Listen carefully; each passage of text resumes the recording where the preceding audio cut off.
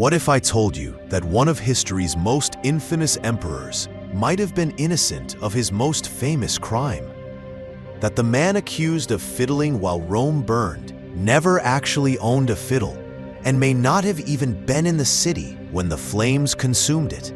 Emperor Nero Claudius Caesar Augustus Germanicus ruled the Roman Empire for 14 years, from 54 to 68 AD, and in that time, he became synonymous with madness, cruelty, and excess. But here's what will shock you. Almost everything you think you know about Nero is wrong.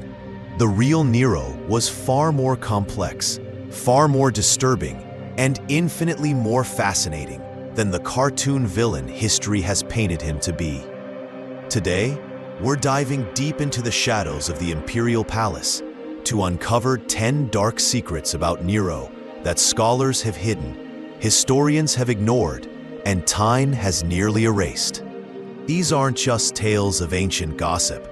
These are documented truths that will change how you see one of Rome's most controversial rulers forever. Are you ready to discover the real monster behind the myth? Secret number 1, the murder that made him emperor. Let's start with the secret that launched 1,000 nightmares. Nero didn't just inherit the throne. He was literally born to kill for it. When Nero was just 16 years old, his stepfather, Emperor Claudius, died under mysterious circumstances. The official cause? Mushroom poisoning. But here's what they don't teach in history class. Those mushrooms were likely seasoned with death by Nero's own mother, Agrippina the Younger. Agrippina had married Claudius specifically to position her son for power. And when Claudius began showing signs of favoring his biological son, Britannicus, over Nero, she couldn't risk losing everything she'd worked for. Ancient historians like Tacitus and Cassius Dio strongly suggest that Agrippina used a professional poisoner named Claudia Pulchra to lace Claudius's favorite mushroom dish with a deadly toxin. But here's the truly chilling part. Nero knew. Not only did he know about his mother's plan, but he actively participated in the cover-up that followed. When Claudius's doctor, Xenophon, tried to save the emperor by inducing vomiting, Nero ensured that the feather used to tickle Claudius's throat was also poisoned, guaranteeing his stepfather's death. At just 16 years old, Nero had already become an accessory to murder, and this was only the beginning. Secret number 2, the mother he loved and killed. The relationship between Nero and his mother Agrippina reads like a psychological horror story that would make Freud himself uncomfortable. Agrippina had essentially created Nero's path to power, manipulating marriages, murders, and politics to place her son on the throne. She expected to rule through him as a puppet master. But Nero had other plans. What most people don't know is that their relationship was allegedly incestuous. Multiple ancient sources, including Tacitus and Suetonius, document rumors that Nero and Agrippina engaged in an inappropriate physical relationship. Whether these rumors were true or simply political propaganda, they reveal the deeply toxic dynamic between mother and son. The breaking point came when Agrippina began threatening to support Britannicus's claim to the throne. Nero's response was swift and brutal. He had Britannicus poisoned during a family dinner. When his mother continued to oppose him, Nero decided she had to die too. But here's where it gets truly disturbing. Nero tried to kill his mother multiple times before succeeding. First, he rigged a collapsible ceiling in her bedroom. When that failed, he designed a special boat that would fall apart at sea, hoping to make her death look accidental. Incredibly, Agrippina survived the shipwreck and swam to shore. Finally, in 59 AD, Nero simply sent soldiers to her villa with orders to kill her. According to Tacitus, Agrippina's final words to the soldier preparing to strike her were both haunting and prophetic. Strike my womb, for it bore a monster. Secret number 3. The Great Fire, a conspiracy 2,000 years in the making. Now we come to perhaps history's greatest character assassination. Everyone knows the story. Nero fiddled while Rome burned in 64 AD, watching gleefully as his capital city was consumed by flames. It's one of the most enduring images of imperial cruelty. There's just one problem. It never happened. First, the fiddle wouldn't be invented for another 1,000 years. Second, and more importantly, Nero wasn't even in Rome when the fire started. He was in Antium, his birthplace, about 35 miles away. When news of the fire reached him, he immediately rushed back to the city and took direct control of firefighting efforts. But here's the real secret. Nero's response to the Great Fire was actually extraordinary. He opened his own palaces and public buildings to house the homeless. He organized relief efforts. He brought in grain supplies from across the empire to feed the displaced. He even personally supervised the firefighting, reportedly working alongside ordinary citizens to battle the flames. So why does history remember him as the emperor who fiddled while Rome burned? Because Nero made a crucial political mistake. He used the fire as an opportunity to build his dream palace, the Domus Aurea, or Golden House. This massive construction project, built on land cleared by the fire, made it easy for his enemies to claim he had started the fire himself. The truth is even more chilling. Some historians now believe the fire was indeed started deliberately, not by Nero, but by his political enemies who wanted to frame him for the disaster. It was the ultimate false flag operation, and it worked for over 2,000 years. Secret number 4. The Christian scapegoat strategy. Here's a secret that reveals the calculating political mind behind Nero's apparent madness. When the rumors about him starting the Great Fire became too dangerous to ignore, he needed a scapegoat. He found the perfect target in Rome's newest religious minority, the Christians. What most people don't realize is that Nero's persecution of Christians wasn't driven by religious hatred. It was pure political calculation. Christians were the ideal scapegoats because they were already unpopular with the Roman people, who viewed their exclusive monotheism as antisocial and their refusal to worship the emperor as treasonous. Nero's persecution was methodical and theatrical. He had Christians sewn into animal skins and fed to dogs. Others were crucified and then set on fire to serve as human torches in his gardens. The historian Tacitus, no friend to Christians, even admitted that Nero's cruelty was so extreme that it generated sympathy for the victims. But here's the truly dark secret. Nero's persecution worked exactly as intended. It successfully shifted blame for the fire away from him and onto a convenient minority. The strategy was so effective that it became a template for future rulers facing political crises. When in doubt, find a scapegoat. Even more disturbing is the possibility that this persecution included the execution of the Apostle Paul and possibly even St. Peter. While the historical evidence is debated, many scholars believe both apostles died during Nero's reign, making him directly responsible for the deaths of two of Christianity's most important founding figures. Secret number 5. The artist emperor's secret shame. Everyone knows Nero fancied himself an artist, but here's what they don't tell you. His artistic pursuits weren't just hobbies. They were symptoms of a man desperately trying to escape the monster he'd become. Nero genuinely believed he was destined to be remembered as a great performer, not a tyrant. The secret shame that haunted Nero was that despite his delusions of artistic grandeur, He was actually talented. Not great, not legendary, but genuinely skilled as a singer and chariot racer. Ancient sources, even those hostile to him, grudgingly admit that he had a pleasant voice and real ability. This creates a tragic irony. Nero might have been happier, and Rome might have been better off if he'd been born a commoner and allowed to pursue his artistic dreams. Instead, he was trapped in a role that required him to be a warrior, an administrator, when his soul craved creative expression. But here's the really disturbing part. Nero used his artistic performances as a form of psychological manipulation. He would force senators and wealthy citizens to attend his concerts, knowing they couldn't leave or show disapproval without risking their lives.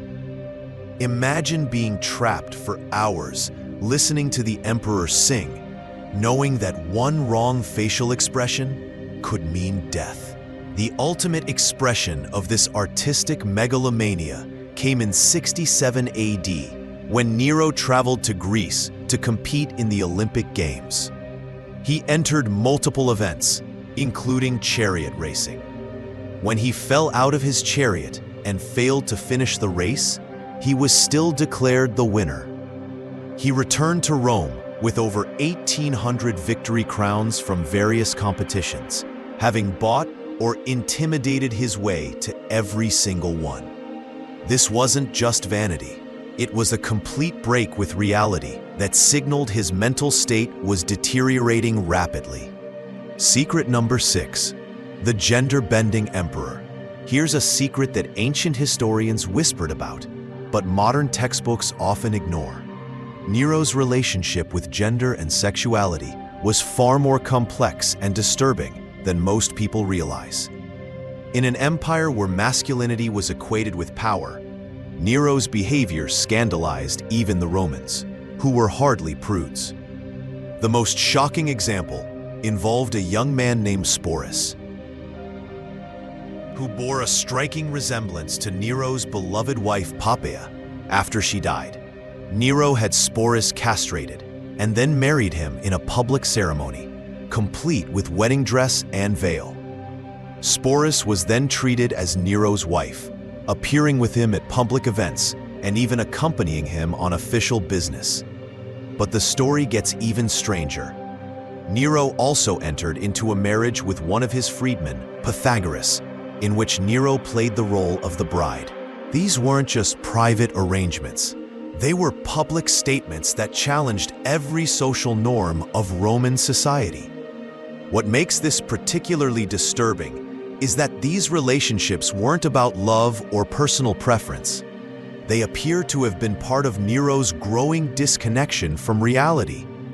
He seemed to be using these marriages to recreate and control relationships with people he had lost or destroyed. The psychological implications are staggering. Here was the most powerful man in the world, capable of having anyone killed with a word. And he was desperately trying to resurrect his dead wife through a castrated boy, while simultaneously playing bride to his own slave. It reveals a level of mental anguish and confusion that helps explain many of his other extreme behaviors. Secret number 7, the Palace of Impossible Dreams. After the Great Fire, Nero built something that defied belief, the Domus Aurea, or Golden House. But here's the secret. This wasn't just an extravagant palace. It was the physical manifestation of a man who had completely lost touch with reality, and its construction nearly bankrupted the entire Roman Empire. The numbers are almost impossible to comprehend. The palace complex covered somewhere between 100 and 300 acres in the heart of Rome. Imagine a single residence taking up roughly half of Central Park. The main dining room had a rotating ceiling that dropped flower petals and perfume on guests. There were artificial lakes, private forests, and even a 120-foot-tall bronze statue of Nero as the sun god. But here's what's truly chilling. The palace had a secret purpose beyond mere luxury. Nero designed it as a place where he could play God, literally. Visitors would enter through a vestibule dominated by his colossal statue, then walk through rooms decorated with his image as various deities. The message was clear. In this space, Nero wasn't just emperor, he was divine. The construction process was equally disturbing. Nero essentially enslaved the entire Roman construction industry for this project. When money ran short, he devalued the currency and imposed crushing taxes on the provinces. When that wasn't enough, he began executing wealthy citizens and confiscating their property. The palace became a monument built on the bones of the Roman economy. Perhaps most revealing is what happened to the palace after Nero's death. His successors were so horrified by its existence that they tried to erase it completely. The Colosseum was built on the site of Nero's artificial lake, and the rest of the complex was buried under public buildings. It was as if Rome itself was trying to forget the madness of its most grandiose emperor. Secret number 8, the Olympic fraud that exposed his madness. In 67 AD, Nero committed an act so outrageous that it exposed the full extent of his detachment from reality. He competed in the Olympic Games and declared himself the greatest athlete in history. But the real secret isn't just that he cheated, it's how systematically he corrupted one of the ancient world's most sacred institutions. Nero didn't just enter a few events. He completely rewrote the Olympic schedule to accommodate his whims. He added singing and lyre-playing competitions that had never existed before. He moved the games from their traditional 4-year cycle to match his travel plans. Most shocking of all, he entered the chariot race with 10 horses, while everyone else was limited to 6. And when he fell out of his chariot and failed to finish, he was still declared the winner. But here's the truly disturbing part. Nero genuinely believed he deserved these victories. Ancient sources describe him as genuinely moved to tears by his victories, apparently convinced that his wins were legitimate. This wasn't just political theater. It was complete psychological delusion. The corruption extended beyond just Nero's events. Judges were bribed or threatened. Competitors were intimidated into withdrawing. In some cases, Nero's opponents were simply banned from competing altogether. One account describes a musical competition where Nero was the only participant, and the judges still deliberated for hours before declaring him the winner, as if there had been actual competition.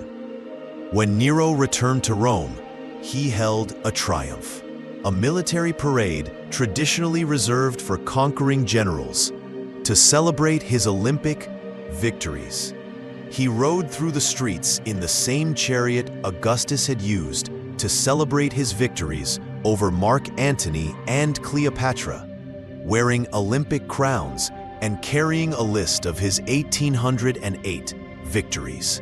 The message to the Roman people was clear. Their emperor had completely lost his grip on reality. Secret number 9, the conspiracy that everyone saw coming. By 68 AD, the Roman Empire was ready to explode. Nero's excesses had pushed the military, the Senate, and the people beyond their breaking point. But here's the secret. The conspiracy that finally brought him down wasn't a single plot. It was multiple overlapping rebellions that revealed just how completely Nero had lost control of his empire. The crisis began in Gaul, where Governor Gaius Julius Vindex declared revolt. But Vindex wasn't just rebelling against Nero's policies, he was rebelling against Nero's very identity as a Roman. In his Declaration of Independence, Vindex didn't call Nero emperor or even tyrant. He called him a bad artist and a worse charioteer. The insult was deliberate and devastating.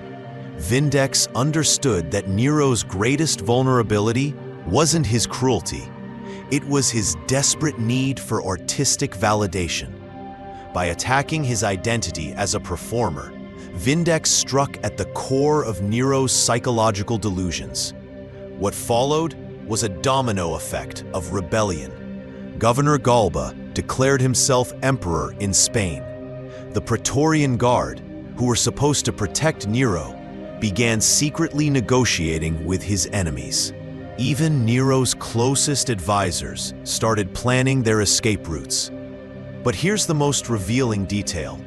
When news of these rebellions reached Rome, Nero's first concern wasn't military strategy or political maneuvering.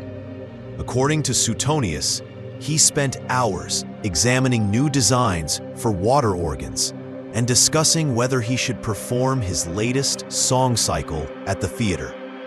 The empire was collapsing around him, and he was worried about his next concert. The end came with shocking speed.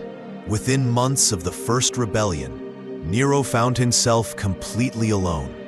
The Senate declared him an enemy of the people, the military abandoned him, and even his personal servants began to flee. The most powerful man in the world discovered that power without legitimacy is just an illusion. Secret number 10, the death of a coward. Nero's final secret is perhaps his most pathetic. For all his grand delusions of artistic greatness and divine destiny, he died as a coward, unable to face the consequences of his own actions. But the real story of his death reveals depths of self-deception that are almost pitiable.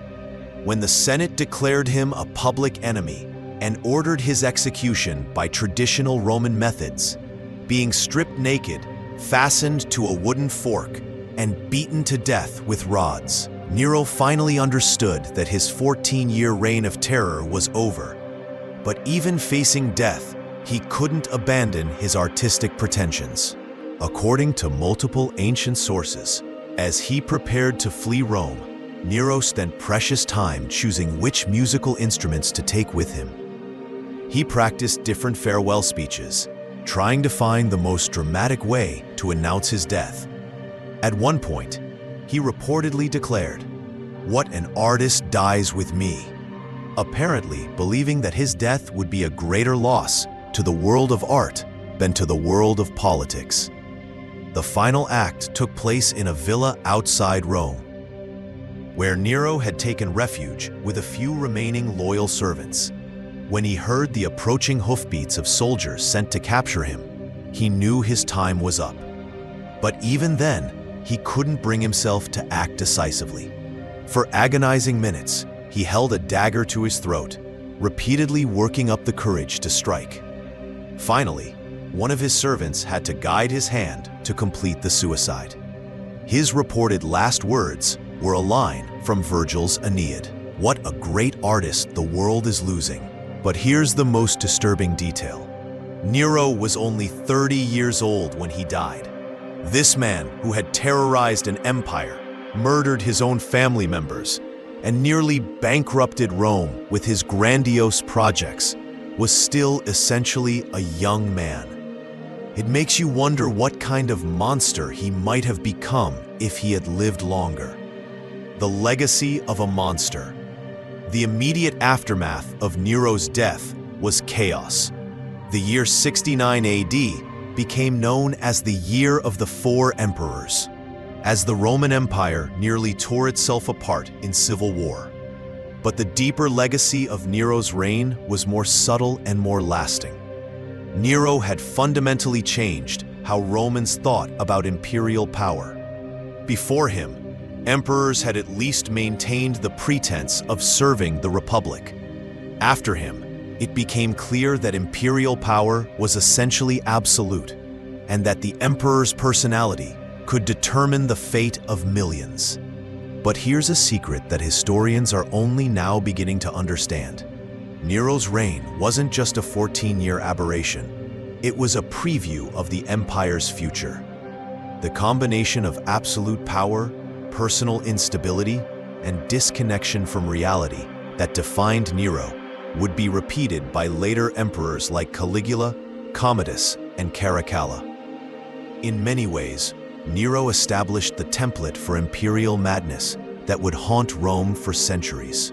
He showed that when you give unlimited power to someone who's fundamentally unstable, the results aren't just personally tragic, they're historically catastrophic. Perhaps most chilling is the realization that Nero's reign could have been prevented.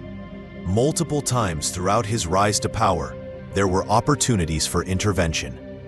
If Claudius had lived longer, if Agrippina had been less ambitious, if the Senate had shown more courage, if the military had acted sooner, any of these factors might have changed the course of his.